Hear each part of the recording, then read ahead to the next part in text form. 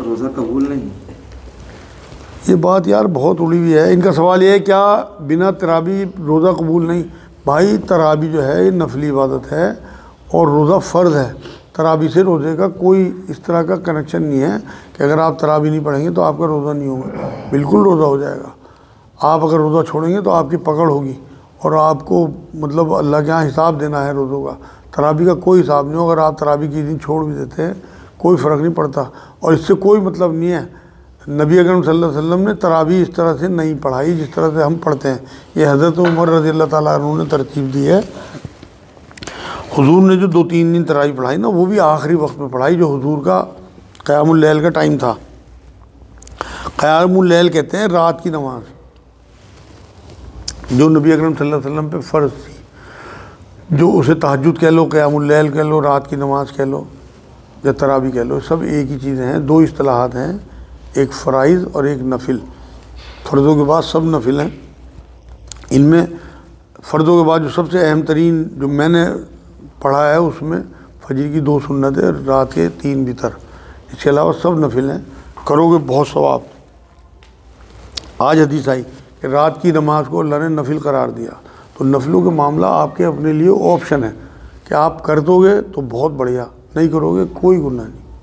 تو اس لیے تراویحوں سے اسے نہ جوڑا جائے. یہ گناہ ہے اس طرح کے جملے اختیار کرنا. نہ نبی نے فرمایا نہ قرآن کی آیت ہے. جب رمضان میں شیطان قید کر دیا جاتا ہے پھر ہم رمضان میں بد نظری اور نماز کیوں چھوڑ دیتے ہیں؟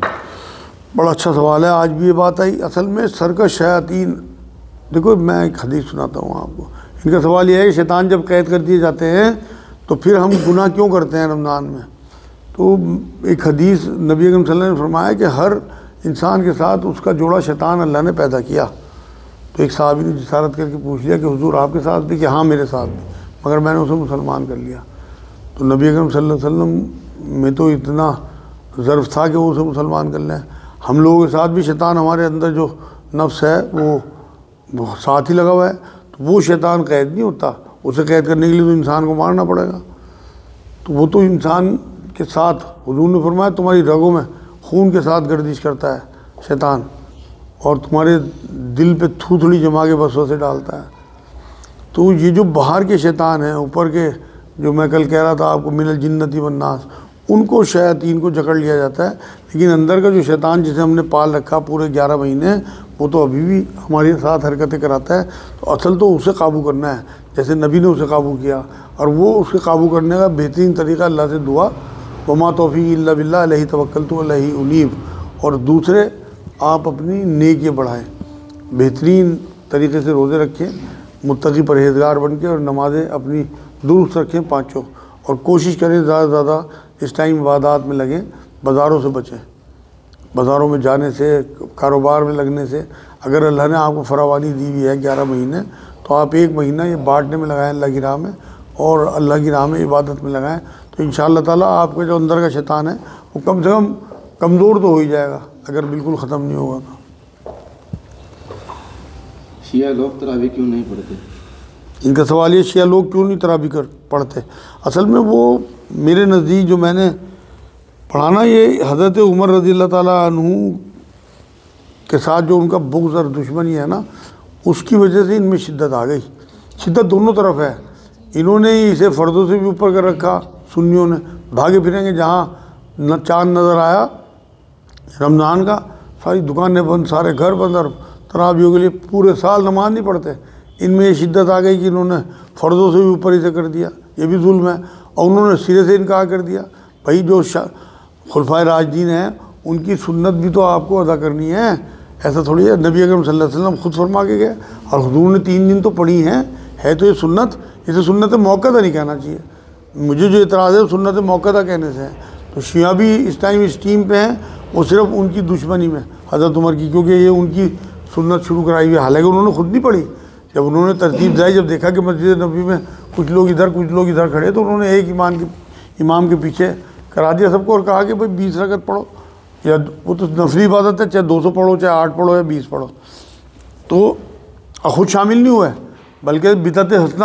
اور یہ بھی فرمایا ساتھ میں، اچھا وہ میرے یاد آ گیا یہ جملہ ساتھ میں فرمایا کہ اس سے بہتر اپنے تمہارے گھر کی نماز ہے. جو سنت ہے وہ وہی ہے.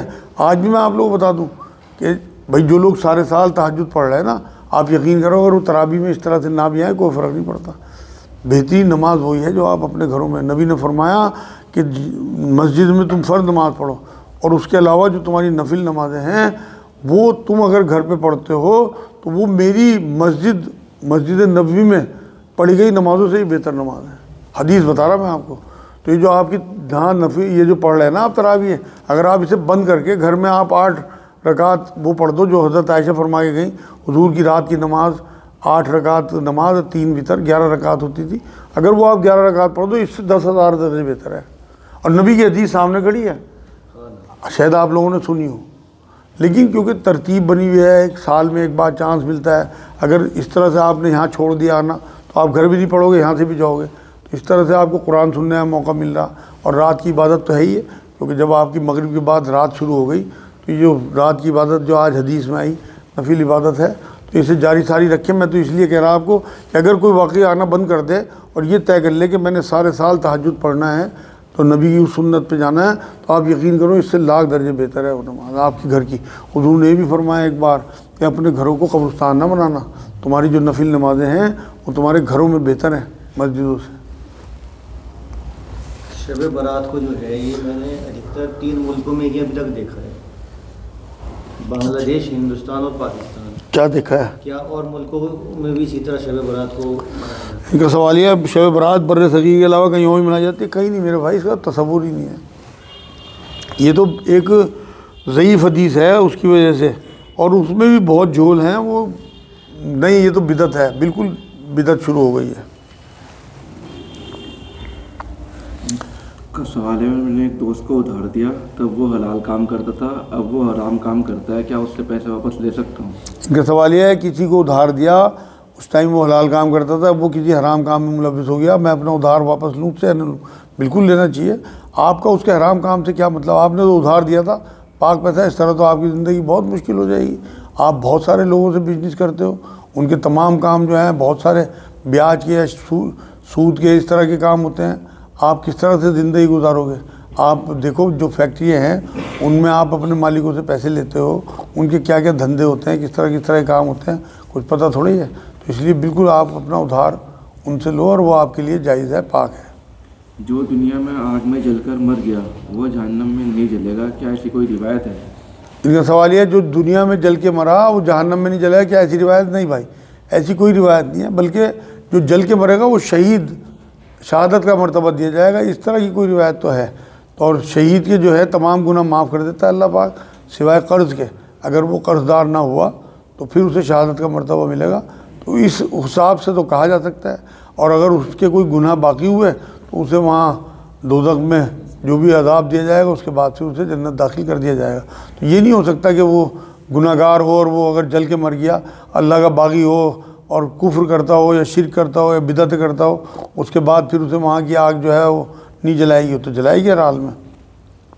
کیا میک اپ میں نماز ہو جاتی ہے عورتوں کی؟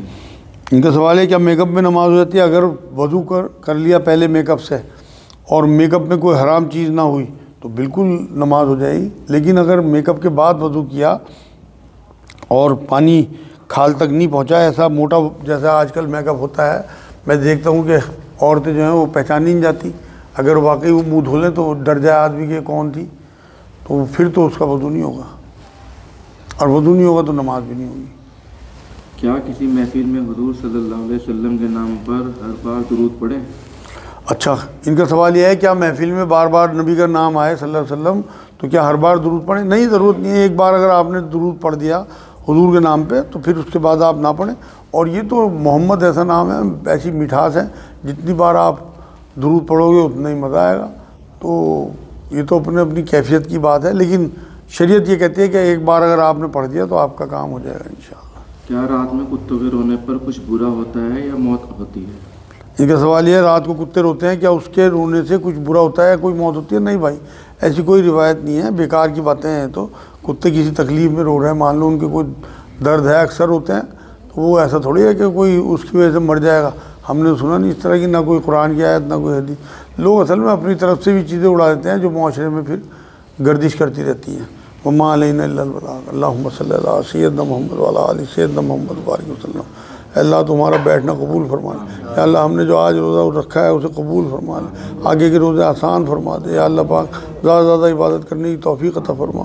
یا اللہ یہ رحمت کا عشرہ ہے. یا اللہ پاک ہمیں لوگوں کے لیے رحمت بننے کی توفیق عطا فرما. یا اللہ جتنی بھی ہمارے اندر ہمت ہو زیادہ زیادہ لوگوں کے کام آنے کی توفیق عطا فرما. یا اللہ ہمارا یہاں بیٹھنا قبول فرما لے. جو پڑھا سنا اس پہ عمل کی توفیق عطا فرما. سبحان ربک رب العزت عما یصفون وسلام علی المرسلین والحمد للہ رب العالمین.